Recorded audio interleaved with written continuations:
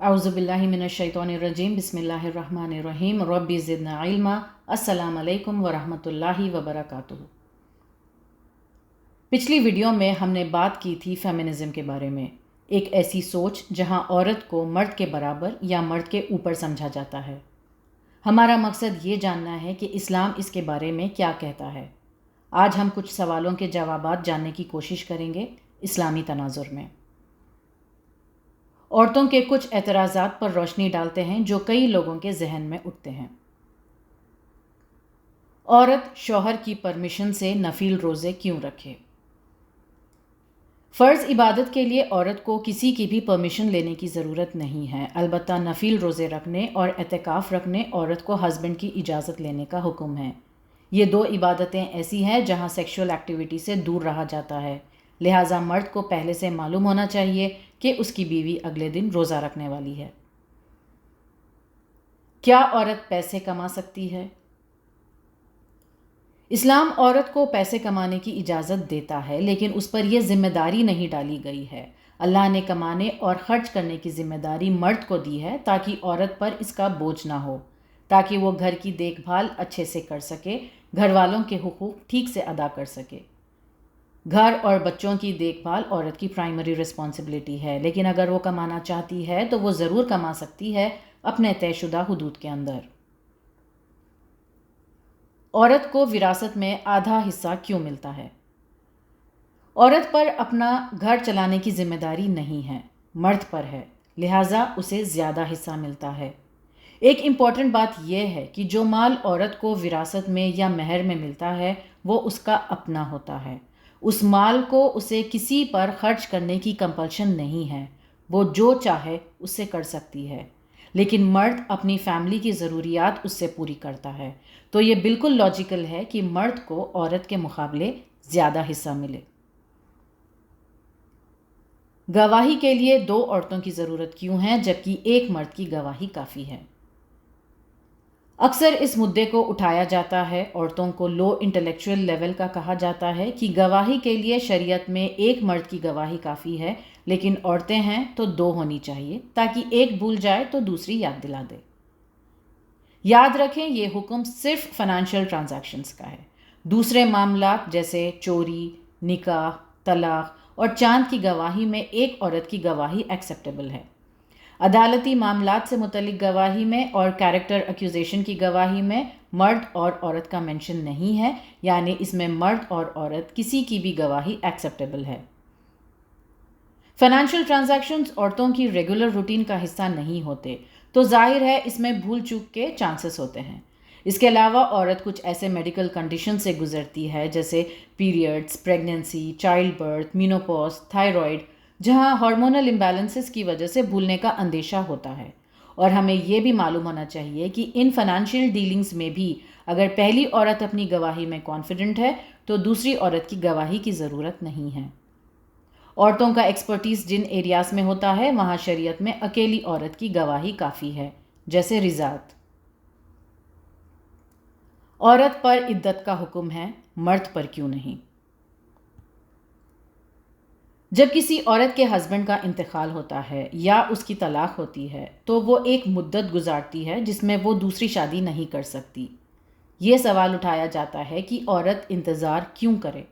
مرد تو اسی دن دوسری شادی کر سکتے ہیں، ان کے لیے عدت کیوں نہیں ہے؟ اصل بات تو یہ ہے کہ اگر عورت پہلے شوہر سے پریگننٹ ہے تو وہ اس دوران ظاہر ہو جائے گا۔ اس کی دوسری شادی ہونے پر کنفیوژن نہیں رہے گا کہ وہ پریگننسی پہلے شوہر سے ہے یا دوسرے شوہر سے۔ اس کے علاوہ اللہ نے عورت کو ایموشنل اور سینسیٹیو بنایا ہے، تو اللہ عورت کو وقت دے رہے ہیں کہ نئی زندگی شروع کرنے سے پہلے وہ اس غم سے باہر آ جائے۔ پیریڈز، چائلڈ برتھ جیسے پین صرف عورت ہی کیوں فیس کرے؟ اکثر لڑکیوں کو یہ شکایت رہتی ہے کہ یہ ماہانہ تکلیف صرف لڑکیاں ہی کیوں سہتی ہیں، لڑکے اس سے کیوں محروم ہیں؟ تمام باتوں کی طرح اس میں بھی اللہ کی حکمت موجود ہے۔ اللہ نے عورت کو اس دنیا کے سب سے بہترین کام کے لیے چنا ہے، جو ہے بچے پیدا کرنا۔ منتھلی پیریڈز میں ہماری باڈی اسی کی تیاری کرتی ہے۔ یہ خون جو نکلتا ہے یہ گندا خون ہوتا ہے جو اگر باڈی سے نہ نکلے تو کئی ہیلتھ پرابلمز پیدا کر سکتا ہے۔ ہر عورت نے یہ ایکسپیرینس کیا ہے اور رہتی دنیا تک ہر عورت اسے ایکسپیرینس کرے گی۔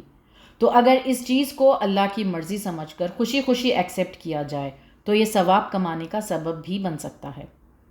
یہ کسی بھی فیمیل کے لیے آسان نہیں ہوتا، لیکن ہمیں یہ جان کر خوشی ہونی چاہیے کہ اللہ جانتا ہے کہ عورتیں کس تکلیف سے گزرتی ہیں۔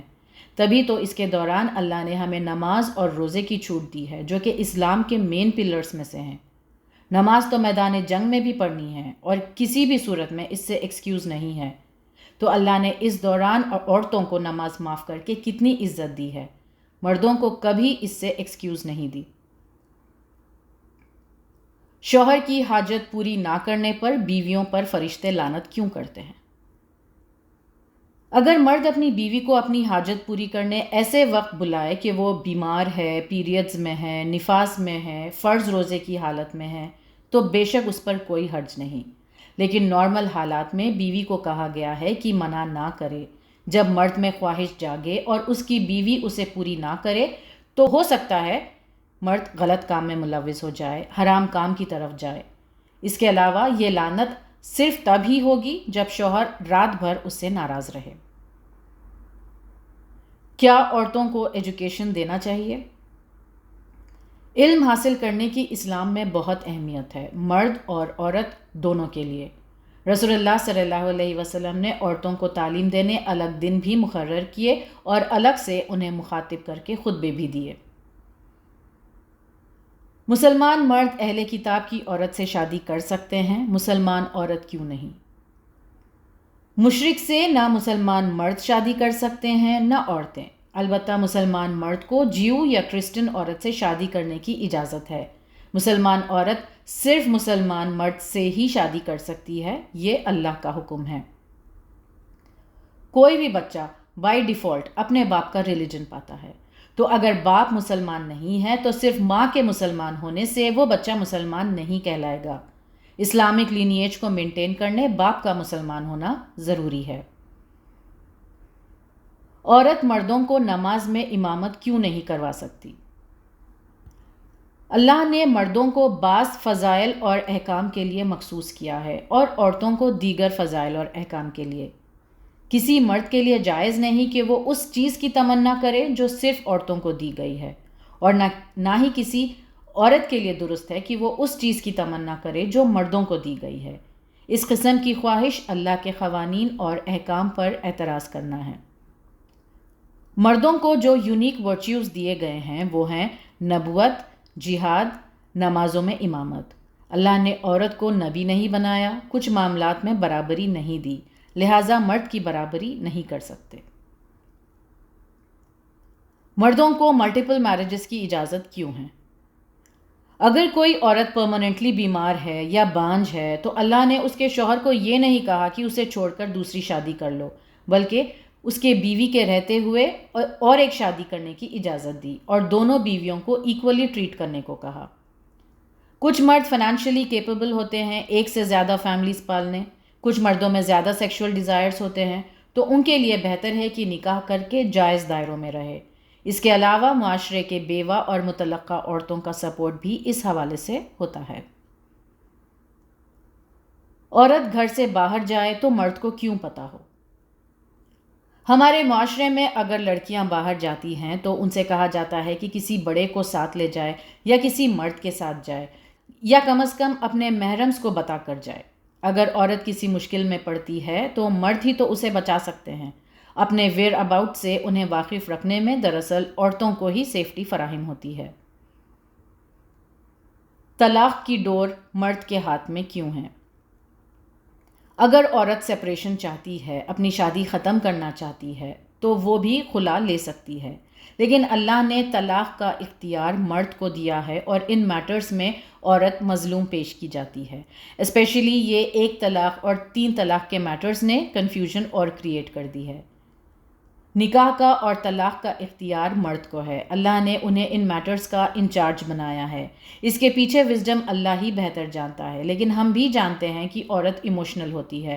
اس بات کو ڈینائی نہیں کیا جا سکتا کہ موڈ سوئنگز میں کبھی وہ رائٹ ڈیسیشنز نہیں لے پاتی، جلد بازی میں کبھی وہ غلط فیصلے کر لیتی ہے، وہ فار سائٹڈ نہیں ہوتی۔ جب ہم اسلام میں طلاق کے معاملات کو گہرائی سے پڑھتے اور سمجھتے ہیں تو ہمیں پتہ چلتا ہے کہ اس میں اللہ نے عورت کی کتنی حفاظت کی ہے، اور جو احکام اللہ نے بیان کیے ہیں طلاق شدہ عورت کے متعلق، اگر ہم انہیں جانیں تو اس سے ہمیں اپنے دین سے محبت ہو جائے گی۔ عورتوں کو ماڈسٹلی ڈریس کرنے، پردہ کرنے کیوں کہا جاتا ہے؟ سوال اٹھایا جاتا ہے کہ عورت حجاب کرے، مرد کیوں نہیں؟ کیونکہ مرد کی فطرت میں، مرد کی نظر میں جو چیز ہے وہ عورت کی فطرت میں نہیں۔ جب نگاہیں نیچی رکھنے کا حکم دیا گیا تو مردوں اور عورتوں دونوں کو دیا گیا۔ سورہ نور کی آیت 31 میں۔